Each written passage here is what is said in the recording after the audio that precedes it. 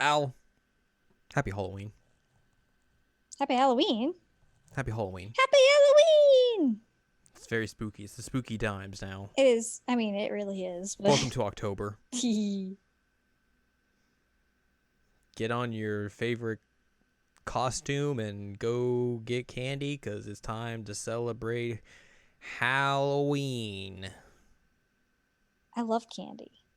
Here on this week's episode, Jared and Al watch Love Live, episode 19. I'm Jared, that is Doc Al and Ladium. Hello. We are discussing season 2, episode number 6. It's called Happy Halloween. Happy Halloween. Happy Halloween. Because it's Halloween in the Love Live world. That's about it. Yep. That's it. Yep.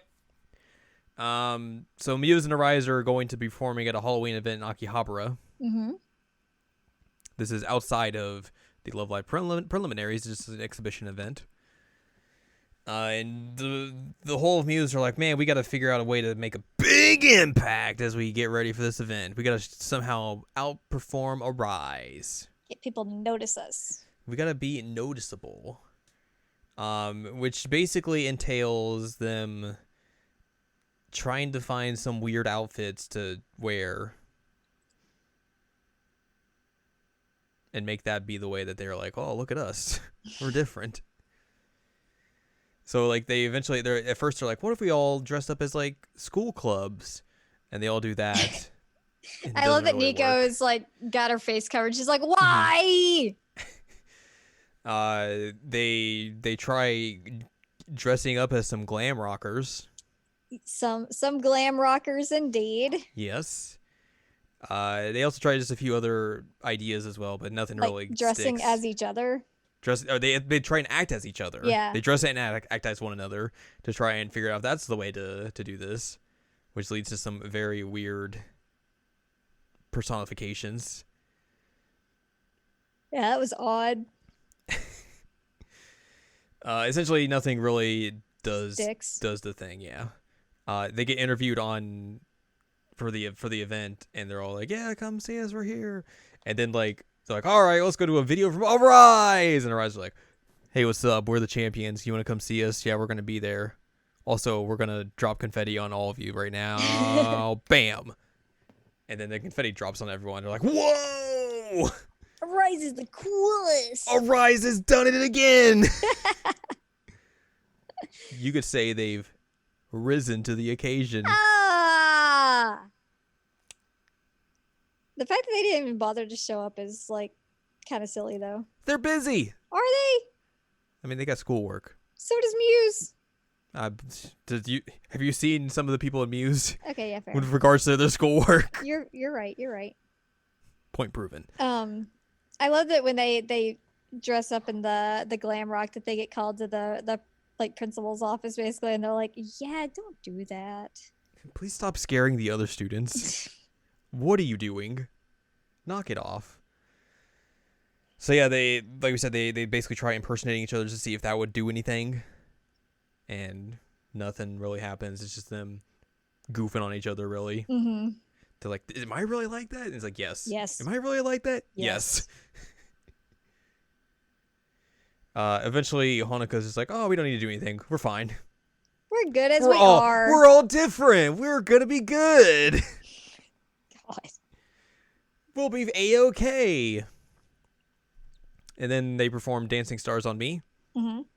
And they're kind of in their Halloween outfits. Kind of, I mean, it's Halloween-esque. Like, they all have, like, different costumes and shit. Yeah. But, yeah.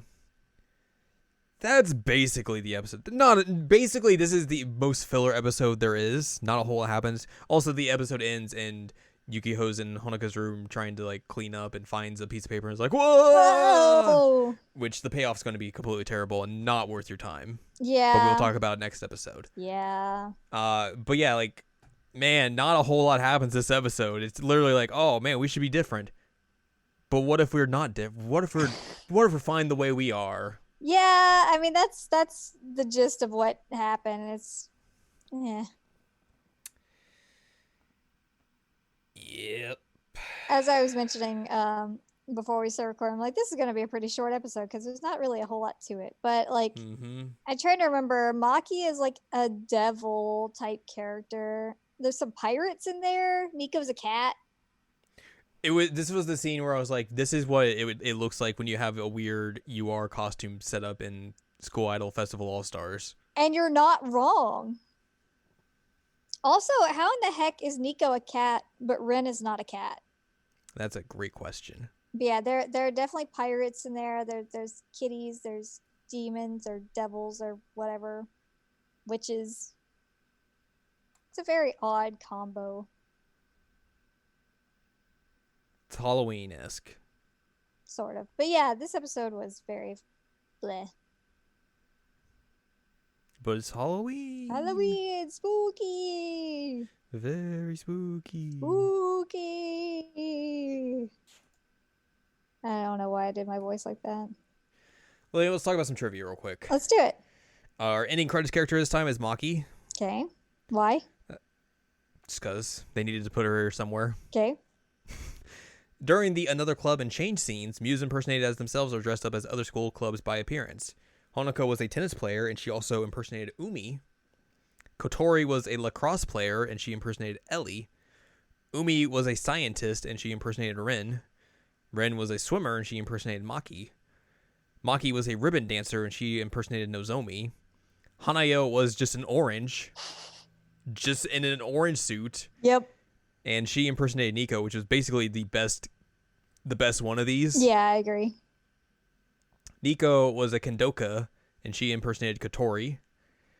Nozomi was a volleyball player. She impersonated Honoka. And Ellie was a cheerleader who impersonated Hanayo. Ellie's version of Hanayo was actually kind of good as well. Yeah, I agree. In one scene, Muse made homage to glam rock band Kiss. Yep. In which lead singer Gene Simmons reacted to this episode on his Twitter and blog page. That's super fun. And I asked you when we were watching, I was like, didn't Gene Simmons react to this? And you're like, yup. That is a real thing. I don't know what he said, but I remember that actually happening. I think someone sent it to him. Mm-hmm. And he was like, what is the name of this? Oh, that's so funny. So yeah, that was a thing. Yep. While Umi is dressed up as a scientist, her hand gesture is similar to Yoshiko's fallen angel hand gesture, which I don't necessarily believe to be true. I looked at the before and after images. It's not really the same. Really? She basically is holding her hand up to her face, covering her glasses. She looks more like Okabe. Oh, okay. Like that kind of pose. This says, unlike Yoshiko's hand gesture, Okay. Umi uses 4 of her fingers, excluding her thumb. Yoshiko's gesture uses 3 of her fingers, excluding ring finger and pinky. So, it's not the same. Yeah, that's not the same. It's not the same. This is the first time another character does the Nico Nico Ni gesture other than Nico or the rest of her family. In this case, Hanayo does the Nico Nico Ni gesture. And it's great. This is also the first time another character says Harusho other than Ellie or Elisa. In this case, Kotori says Harusho 2 times. Her hair also changes from a half ponytail to Ellie's hairstyle several times. Because she's impersonating her. Yep. That's how that works. Yep. But again, Hanayo is Nico. A+. Perfect person to do that. Really good. Yeah. That's it. That's all we got. Next time, let's discuss season 2, episode number 7. It's called We Have to Do Something. And yeah, the cliffhanger from this episode is going to be real dumb. Yeah. Not at all worth your time. No. But for now, if you'd like more from us, go to seasonlanguagecheckup.com or sac.cool, where you can find past episodes of this podcast and other podcasts like Season Language Checkup and Season Language Checkup OVA. You can also find columns reviews on the site as well. If you want more from Ann Ladium, go to annladium.com. She's got columns reviews. And you can follow us on Twitter, twitter.com/animecheckup. So join us next time as we discuss Season 2, Episode 7, and we'll do something, I guess. Yep. Because we gotta. We have to do something.